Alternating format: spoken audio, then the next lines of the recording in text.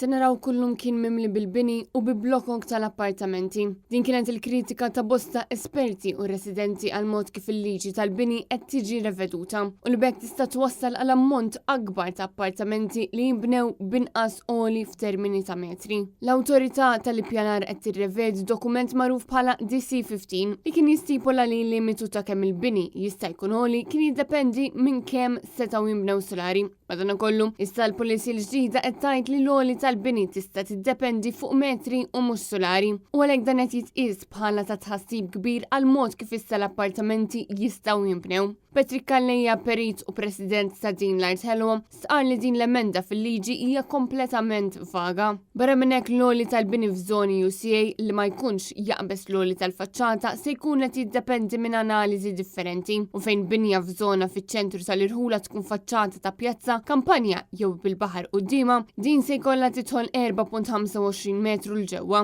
F'kummenti li Times, Patrick Calleja flimkien ma' din l-Art Helwa ħeġġeġ lin-nies sabiex joġġezzjonaw għal din il-liġi l-ġdida li se tkun qed tippermetti lill-iżviluppaturi biex jibnu iktar appartamenti b'livelli ta' oli inqas li eventwalment se jwassal għal iżjed problemi infrastrutturali.